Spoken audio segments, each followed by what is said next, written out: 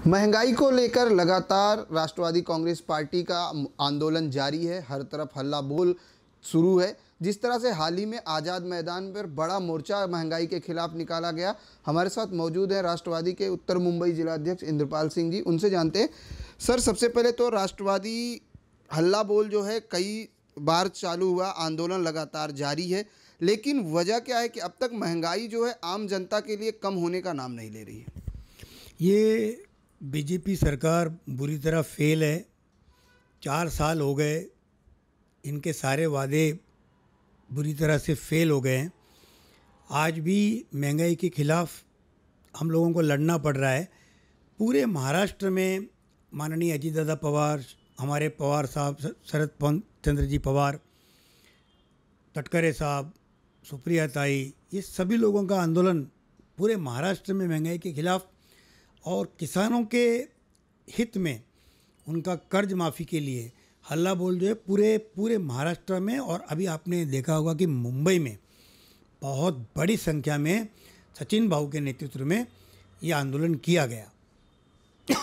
सरकार को जगाने का प्रयत्न कर रहे हैं और हम लोगों ने, पवार साहब ने उस दिन आदेश दिया है, जब तक ये महंगाई ख़त्म नहीं होती और ये महंगाई कम नहीं होती तब तक आपको ये आंदोलन जारी रखना है। तो हमारा मूवमेंट ख़त्म नहीं हुआ है। महंगाई के खिलाफ जो हमारा मूवमेंट है वो जारी रहेगा और इस सरकार के विरोध में हमारा हल्ला बोल इलेक्शन तक जारी रहेगा। इलेक्शन तक जारी रहेगा। महाराष्ट्र सरकार का बजट सत्र चालू है।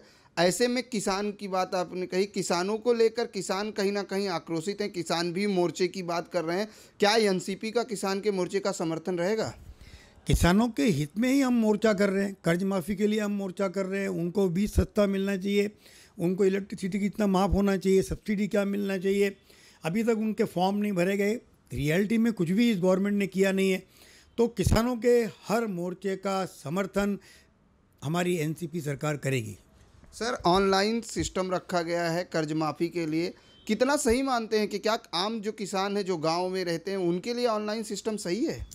बिल्कुल गलत है। ऑनलाइन क्या है, ऑनलाइन सिस्टम इनका हर तरफ से फेल हुआ है।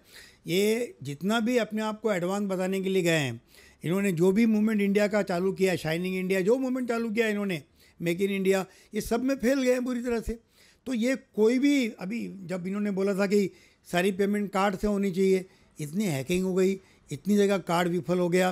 तो ये गवर्नमेंट हर तरह से न्यू टेक्नोलॉजी अपनाने की कोशिश करती है, लेकिन बुरी तरह से फेल जा रही है। बुरी तरीके से फेल जा रही है। लेकिन सर, जिस तरह से पूर्वोत्तर राज्यों के रिजल्ट आए हैं उसमें कहीं ना कहीं बीजेपी को बढ़त मिली है। क्या वजह मानते हैं कि वहाँ पर अन्य पार्टियों का वर्चस्व नहीं बन पा रहा है बीजेपी के आगे? नहीं, वहाँ लेफ्ट का 20 से 25 साल तक राज रहा है। लोगों को परिवर्तन चाहिए था। गीता में एक बहुत बड़ा ये बोला गया, श्लोक बोला गया है कि परिवर्तन संसार का नियम है। तो परिवर्तन के हिसाब से मुझे लगता है कि वहाँ त्रिपुरा में, देखिए मेघालय में तो कांग्रेस को ज़्यादा सीटें मिली हैं।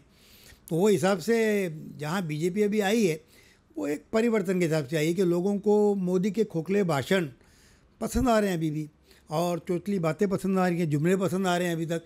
जब तक ये लोग, जैसे हिटलर ना तभी ख़त्म हुआ था जब जर्मनी पूरी तरह से बर्बाद हो गई थी। ये इंडिया जब तक पूरी तरह बर्बाद नहीं होगा ना, तब तक ये मोदी खत्म नहीं होगा। सर, जिस तरीके से अगर हम बात करें तो विकास कार्यों, बीजेपी का कहना है कि विकास कार्यों को देखकर जनता कहीं ना कहीं आज भी बीजेपी पर विश्वास कर रही है। एक तरफ जैसे आपने कहा कि जुमले और झूठे वादे की बात की, लेकिन बीजेपी का कहना है कि विकास के नाम पर ही बीजेपी हर जगह चुनाव जीत रही है। ये मुझे बताइए ना, कौन से बड़े प्रोजेक्ट इन्होंने कर दिए, कौन से पब्लिक सेक्टर बना दिए इन्होंने? जो कांग्रेस एनसीपी की सरकार थी, जो कांग्रेस की सरकार ने जितने प्लान बनाए थे, फंड रिसोर्सेज इकट्ठा किए थे, वो एग्जीक्यूट भी उन्होंने किए, उसको आगे बढ़ाया इन्होंने, उससे उद्घाटन किए इन्होंने। इनका प्रोजेक्ट कंप्लीट किया हुआ एक उद्घाटन तो बताइए आप, एक भी उद्घाटन नहीं है। कहाँ विकास है इनके पास? विकास का जन्म नहीं हुआ है, विकास गांडो થઈ गयो, विकास लापता है। ये बहुत से बातें इनके खिलाफ आ रही हैं। विकास नाम का शब्द तो बीजेपी की डिक्शनरी में ही नहीं है। बिल्कुल, लेकिन बात करें, विकास नाम का शब्द बीजेपी की डिक्शनरी में नहीं है, इंद्रपाल जी का कहना है। लेकिन हम बात करें आज हल्ला बोल मूवमेंट जो आपका एनसीपी का है, उत्तर मुंबई में किस तरह से हल्ला बोल मूवमेंट चलाया जा रहा है? उत्तर मुंबई में हम जो हल्ला बोल चला रहे हैं वो तो 2-3 सब्जेक्ट के ऊपर चला रहे हैं। एक तो बीएमसी के फेलियर के ऊपर चला रहे हैं, क्योंकि बीएमसी एक सिविक सुविधा है, आम आदमी की सुविधाएं हैं बीएमसी की, और ब्लैक लिस्ट कॉन्ट्रैक्टर के ऊपर चलाएंगे। दूसरा, पेट्रोल और डीजल के जो बढ़ते हुए प्राइस हैं इसके ऊपर हमारा हल्ला बोल होगा। चौथा, हमारा हल्ला बोल होगा अनएम्प्लॉयमेंट के ऊपर, ये जो बेरोजगार है इसके ऊपर होगा। तो हल्ला बोल इन सब चीज़ों के ऊपर होगा, और छात्रों को कुछ सुविधाएं मिलना चाहिए, और मराठी मीडियम स्कूल और मराठी जो है वो 10वीं तक माननीय अजित दादा पवार ने कहा है कंपलसरी होनी चाहिए। इन सब मुद्दों को लेकर हम हल्ला बोल करेंगे। सर, आपने कहा कि बीएमसी के जो इश्यूज हैं उसको लेकर हल्ला बोल करेंगे। बीएमसी में इस बार जब बारिश आती है तो मुंबई में पानी जगह जगह, नालों गटर का पानी बाहर आ जाता है रास्तों पर, जिसकी वजह से लोगों के घरों में भी पानी जाता है। इस बार बीएमसी ने कहीं ना कहीं 1 महीना पहले जो है नाले और गटर की सफाई करने की योजना बनाई है। कितना सही मानते हैं? क्या 1 महीना पहले किया गया काम लोगों के हित में होगा? देखिए ना, जो भी काम पहले होता था मई में, वो 60% काम होता था। 60%, ये 60% कागज़ पे होता था, लेकिन हकीकत में वो 40% भी नहीं होता था। हम हर वक्त, एनसीपी पार्टी ने सचिन भाऊ के नेतृत्व में हर साल हमने इनको नाले दिखाए हैं, इनकी गंदगी दिखाई है कि आप गंदगी साफ़ नहीं कर रहे हैं, आप नाले साफ़ नहीं कर रहे हैं, आप मुंबई को डुबाएंगे। और हर साल इन्होंने मुंबई को डुबाया है। इन्होंने कभी भी एक बार भी मुंबई नहीं डूबी, ऐसा हुआ ही नहीं है। जब से सरकार शिवसेना और बीजेपी की है तब से मुंबई डूबी रही है। एनसीपी बार बार आंदोलन करती है, इनको इनके नाले दिखाती है, इनको इनके गड्ढे दिखाती है, लेकिन मैं समझता हूँ कि 1 महीने पहले करने से इसलिए परिणाम नहीं आएंगे क्योंकि ये लोग भ्रष्ट हैं, और फिर से वही ब्लैक लिस्टेड कॉन्ट्रैक्टर आएंगे, वही सब भ्रष्टाचार होगा। बहुत बड़े पैमाने पे सड़कों के गड्ढे बुझाने में भ्रष्टाचार मिला है, बहुत बड़े पैमानों में नाला सफाई का भ्रष्टाचार सामने आया, लेकिन आज तक कॉन्ट्रैक्टर की लिस्ट भी किसको उपलब्ध नहीं है। आप देख लीजिए, किसी को आज आप आरटीआई कीजिए, आपको ये लिस्ट नहीं दे पाएंगे कौन से कॉन्ट्रैक्टर हैं, उन पे कोई कार्रवाई नहीं हो रही है। तो अगर इसी तरह भ्रष्टाचार को आप पनपने देंगे और शय देंगे, पना देंगे, तो भ्रष्टाचार ख़त्म नहीं होगा, भ्रष्टाचार बढ़ेगा। और ये 1 महीना दिखावा के लिए है कि हम 1 महीने पहले काम चालू कर रहे हैं, फिर से 30-40% काम करेंगे ये लोग। न खाने देंगे न खाएंगे, ऐसा नारा था, लेकिन भ्रष्टाचार की बात आप कर रहे हो, तो कैसे मानते हैं कि भ्रष्टाचार होगा? क्योंकि एक तरफ तो ये कहा जाता है कि ना खाऊंगा ना खाने दूंगा। नहीं नहीं, देखिए, जितने बड़े भ्रष्टाचार हैं बीजेपी के अभी आ रहे हैं, वो बड़े बड़े जितने भ्रष्टाचार आ रहे हैं, बीच में तावड़े का भी आया, स्मृति ईरानी का आया, बाद में ये चिक्की ताई का आया था, तो एक नाथ खड़से को बाहर रहना पड़ रहा है। फिर आप देखिए वो प्रकाश मेहता का भ्रष्टाचार आया। भ्रष्टाचारी बीजेपी है, बीजेपी भ्रष्टाचार जनता पार्टी, इसका फुल फॉर्म मैंने इस तरह से रखा है। तो ये भ्रष्टाचारियों की पार्टी है। ये अन्ना हजारे इनका एक एजेंट था, 4 साल से अन्ना हजारे सोया हुआ है। मुझे बताइए ना, क्यों नहीं आज बात करता है? तब उसको पैसे दे के खड़ा किया गया था अन्ना हजारे को। अन्ना हजारे, बाबा रामदेव, इनके 2 एजेंट थे। एक एजेंट सोया हुआ है, दूसरा एजेंट पैसे छाप रहा है, रामदेव।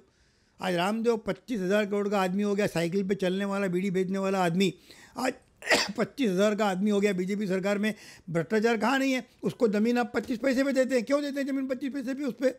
तो ये सब जो उनके एजेंट हैं, जिन्होंने भ्रष्टाचार करके खामखा का एक परिवर्तन लाया, आज भ्रष्टाचारी तो बीजेपी के लोग हैं। ये सरकार का नाम नहीं भ्रष्टाचार सरकार है।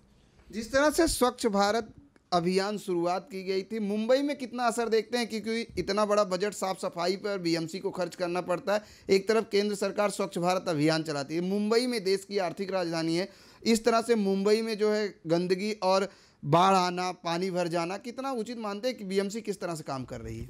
नहीं, बजट स्वच्छता अभियान पे बड़ा अच्छा है, स्वच्छता अभियान अपने आप में बहुत अच्छा है, लेकिन फिर बात एग्जीक्यूशन की आ रही है, क्या सफाई हो रही है? आज भी आप YouTube पे चले जाइए, आपको इतने वीडियो मिलेंगे कि भ्रष्टाचार के नाम पे वैसी की वैसी गंदगी पड़ी हुई है।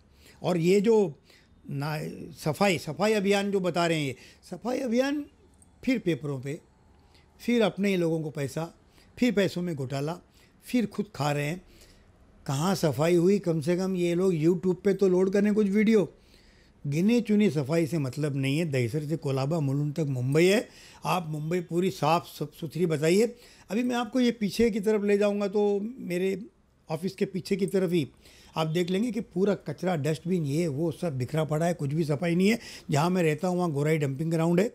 डंपिंग ग्राउंड की हालत आज भी देख लीजिए। हमने हाईकोर्ट का ऑर्डर लाकर डंपिंग ग्राउंड बंद कराया था।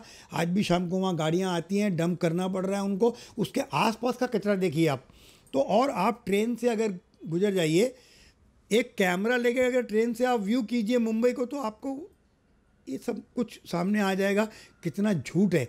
जिस तरह से मोदी साहब झूठ बोलते हैं सर से पाँव तक, उसी तरह ये उनका स्वच्छता अभियान बहुत अच्छा है, लेकिन ये झूठ है। धन्यवाद हमसे बात करने के लिए। ये थे इंद्रपाल जी, जिन्होंने साफ तौर से कहा कि स्वच्छ भारत अभियान की बहुत अच्छी मुहिम है, लेकिन उसका काम कितना असर होता है, उस पर लोग किस तरह से काम करते हैं, ये भी एक सोचने वाली बात है। और रही बात अगर महंगाई की बात करें तो लगातार महंगाई के खिलाफ एनसीपी का हल्ला बोल अभियान जारी रहेगा। जो पेट्रोल डीजल की बात करें या हो रहे भ्रष्टाचार को लेकर एनसीपी लगातार हल्ला बोल करती रहेगी। कैमरामैन सदानंद शेट्टी के साथ प्रदीप शर्मा, इन 24 न्यूज़, मुंबई।